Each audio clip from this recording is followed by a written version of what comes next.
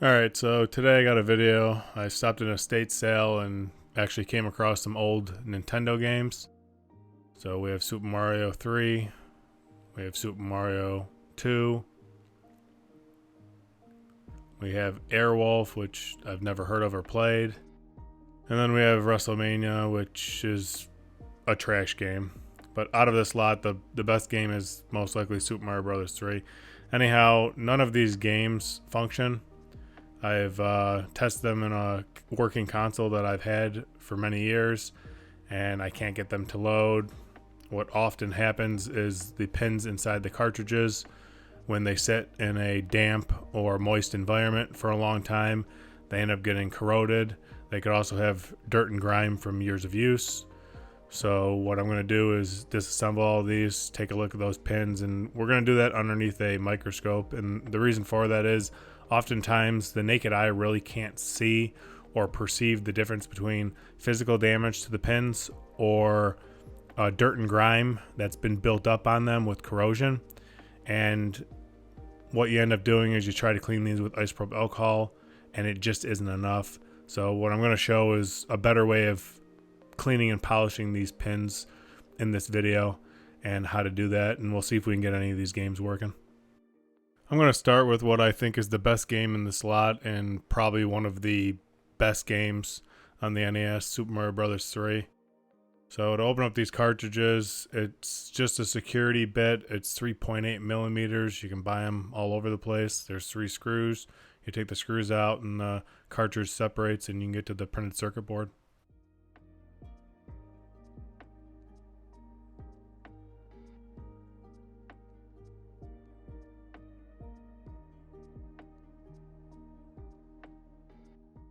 And here's the circuit board. So I don't know if this shows up well in the video or not, but there is some wear on these pins. There's also some dirt and grime. And one of the things to keep in mind is when looking at it with the human eye, it's very hard to discern the difference between the two, which is why I'm going to show you what it looks like underneath a microscope. So again, I don't know how well this shows up in the video, and I never do until I get done editing it and can actually watch it on a big screen, because on the camera it just doesn't work well. But let's get this underneath the microscope and take a look at it there so you guys can see just how filthy dirty these pins are. And the thing is the 72 pin in NES, especially after it's worn out, just doesn't have the rigidity or the force behind it to make good connections to these game carts, especially when the game cart pins are corroded and covered in dirt and grime as well. The thing to keep in mind is a lot of those 72 pins in the NES is you can bend the pins slightly up, which will give them the stiffness they need to make a good connection. But also, after you get done doing that, you're going to want to clean your game carts so that the gunk from the game carts don't end up on the 72 pin. But let's take a look underneath the microscope and see what we have.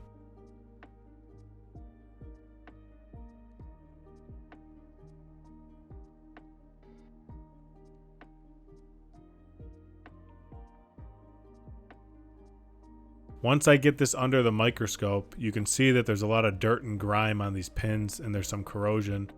Now you can't see this with the naked eye. What it looks like with the naked eye is that there's just damage to the pin, or there's a mark from the 72 pin connector on the pin, but that's not the case. This stuff is just dirt and grime that needs to be cleaned off. And as you can see, some of these pins are much dirtier than other pins, but this explains why this game isn't reading right, because all pins have to make contact. But I just want to show you, if you just take isopropyl alcohol with a Q-tip and you try to wipe this dirt and grime off, it doesn't work. You'll get a little bit on the Q-tip, but the vast majority of it is actually left on the pin. So I'm going to show you that in just a minute here with some isopropyl alcohol on the Q-tip, but let's finish looking at the remainder of these pins under the microscope, because there are some that are significantly worse than others.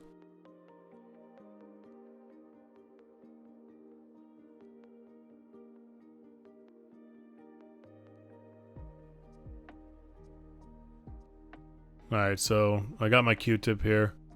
Let's try this with some isopropyl alcohol and you'll see that it doesn't really remove this stuff. Yes, the Q-tip gets a little bit of dirt on it, but that's it.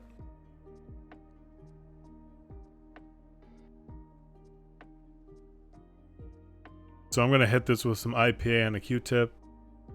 And you're going to see that it doesn't really touch this stuff. You get a little bit on the Q-tip and that's it. You could try scrubbing this with a toothbrush, but it doesn't work. It's just not effective. And it's because it's the wrong stuff to clean these pins after this many years. Now, here's the thing. If you want to clean these with some isopropyl alcohol before using some other cleaning solution, which I'm going to show you in this video, I use something called Deoxit. You could certainly do that. Now, here's a Q-tip. Yeah, there's some dirt on there, but look at the microscope. The majority of it is still sitting on the printed circuit board pins. Alright, so this is the Deoxit that I use. You can buy this online and probably at some local stores as well. The bottle's not really cheap. It's about $30, $35, but it lasts a very long time and it's totally worth it. So the thing is this will remove oxidation on these pins. And you can use this to lightly or gently sand the pins and polish them back to what they would have been from the factory or as close as possible.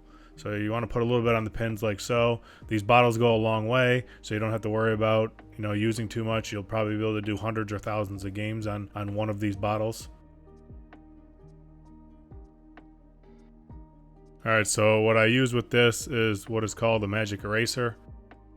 And I just cut a piece off of it. So you can buy this at just about any grocery store or online.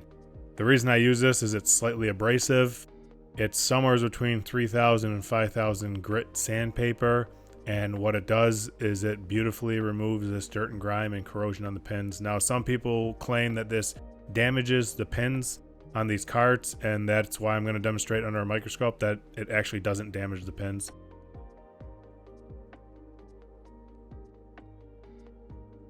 What I first like to do is spread the Deoxit across all the pins using the magic eraser. And then once that's done, I'm just going to gently go across these pins to polish them. And you don't really have to push hard down on this at all. And the harder you push, the more this magic eraser is probably just going to fall apart, because that's usually what it does.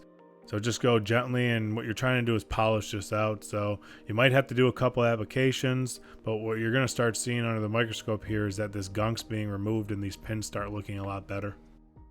You may have to apply some additional Deoxit solution when you're doing this. The magic eraser tends to absorb it and soak it up, but if the magic eraser is dry and there's none on the pins, it just doesn't work as well to clean. You need the Deoxit there to remove the grime and the corrosion. The magic eraser is really just there to polish it. So I'm just going to go back and forth here for a few minutes. And this can take a varying amount of time. Sometimes you might spend 5 or 10 minutes on these pins depending on how bad they are. But you'll see that these start cleaning up really nicely, and it'll show underneath the microscope. And then what I'll do here in just a minute is I'll pull this out and show it with just the camera. There's a clear and stark difference, and you can tell.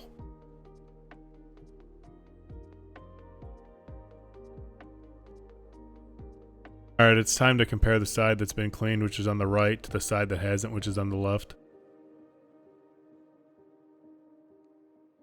Once I'm done using Deoxit and the magic eraser, I do grab a Q-tip with some IPA, and I do use that to clean these pins. These pins aren't perfect. They could use another application or maybe two, but I'm going to move on here because they don't need to be perfectly polished in order to get them working.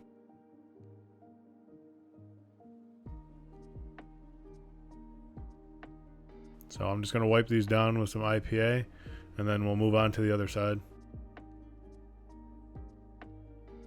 Alright, so try to remember what these pins look like, because they're much cleaner than the other side.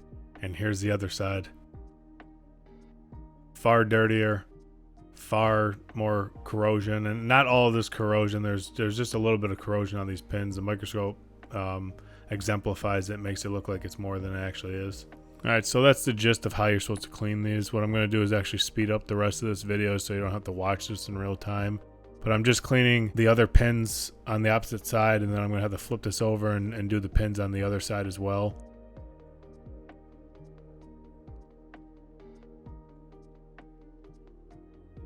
Alright, so I'm just cleaning up these pins more, and the other games are going to be more of the same, so I'll end up doing those off camera and not including them in the video. But I do want to show Super Mario Bros. 2 here. The pins on this game are different. As you can see, we don't have corrosion on these pins. We actually have heavy wear. So it doesn't matter how much you try to polish this, it's never going to fix it. You see the dark sections in between the wear marks, which are silver in color? That's dirt and grime that needs to be removed so that this can make a better connection with the 72 pin. And that's what I'm going to focus on here. So you might run into cartridges like this, you might not, but if you do, just keep in mind that you're not going to be able to polish this silver back to a gold color. The reason why the silver's there is because the gold's been removed. So more of the same. I'm going to put some deoxide on here, and I'm going to use a toothbrush to spread it out, and then I'm going to use a magic eraser to remove this dirt and grime. So you could polish this multiple times, but usually when I see pins like this, I don't want to overdo it and cause damage to the game. So I tend to do the bare minimum. This cart also isn't very dirty compared to the other one, but I'm just going to speed this up so you guys can see what this ends up looking like. And I'll do the other 2 games off camera, and we'll just go straight to testing these in a Nintendo Entertainment System to see if we can get them working. While you watch me clean that, I did come across a few other items at that estate sale that are older electronics that I do plan on doing a video on as well. And that video will be based around a very similar topic on how to properly clean old electronics that have corrosion built up on them, especially in the battery compartments.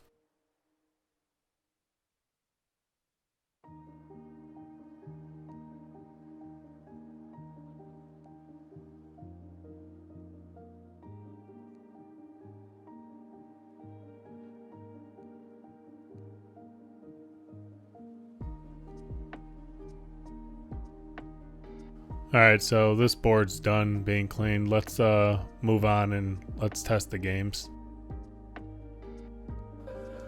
Alright, so let's go ahead and test these 4 games. I cleaned the pins and polished them up, at least with 1 application. If the games are working, I'll go back and I'll do a second and third one to get them as clean as possible. Zelda 2 wasn't included in this lot. I just have it in the console to show that this console is working.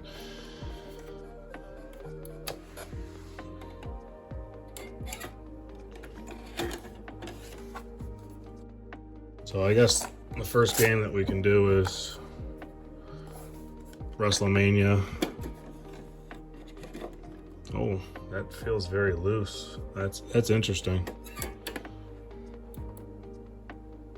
Okay, that's not working. Let's pull it out, put it back in.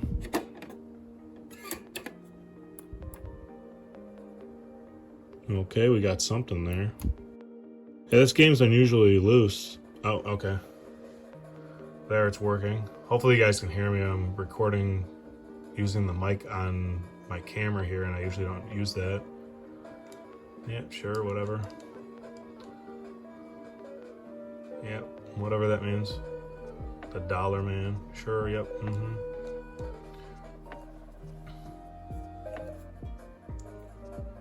Hey, look, you can see my controller. I guess we can just put that down. Oh, did I pause the game? Oh, that's what start does, okay. This is so bad. Yeah, this just isn't my type of game, but hey, it's good to see that it's working. For some reason, this game is very loose in the console, which is weird because Zelda 2 goes in very stiff. What am I doing, poking this guy in the eye? Well, the game's working, so let's end it there. You don't need to see my crappy WrestleMania skills. This is why I don't like this game. So let's do Airwolf here.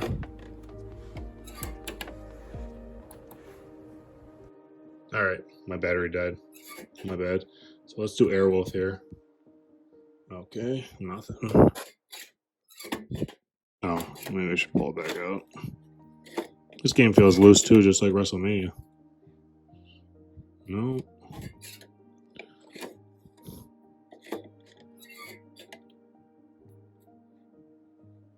No.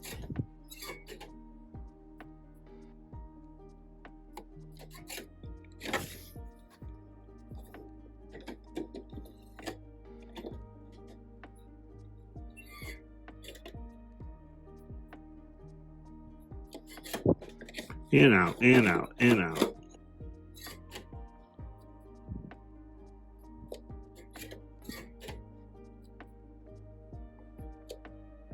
Well, maybe this one's not going to work.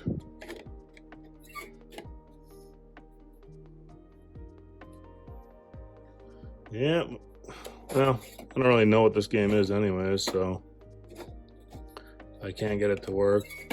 Not really. I mean, what was the trick with this? You're supposed to hold like reset down or something? I don't remember. I guess it doesn't matter. What if we don't put it in all the way?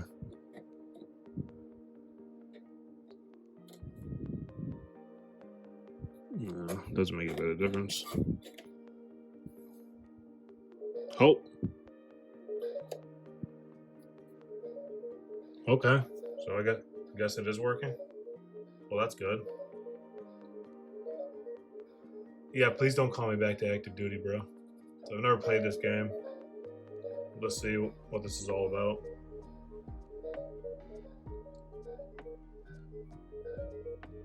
I have no idea what I'm looking at. Okay, so I'm going up in a helicopter.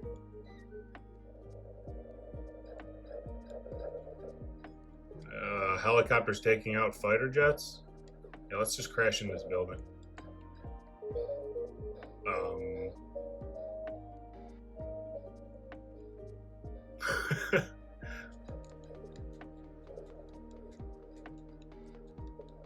Yeah, I'm not.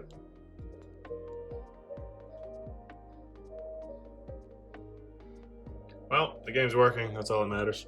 Let's move on. Let's do the better games in the lot here. Let's do Super Mario Brothers 3, which is probably the best one that we have, and the one that I spent the most time on. And of course, it works the first time. I'm not surprised. Oh yeah, this is a gem.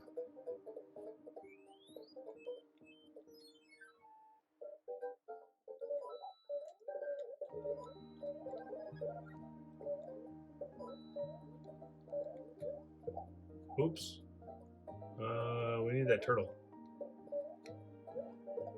There we go.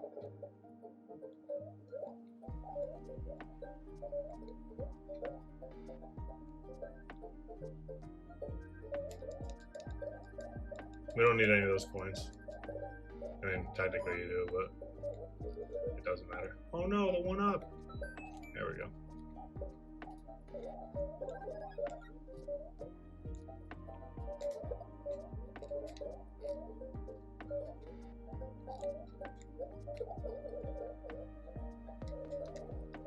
Oh, I thought that. Oh, this is where it is.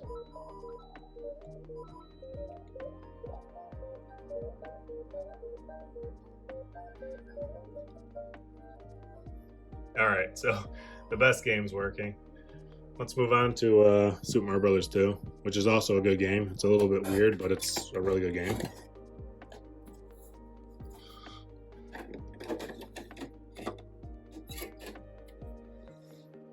All right.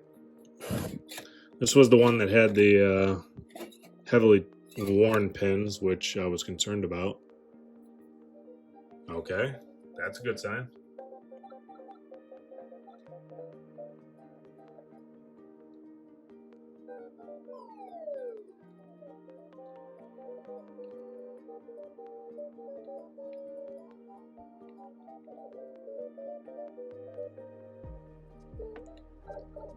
Oops. Alright, so this game's working too. That's good. You got 4 out of 4 games working.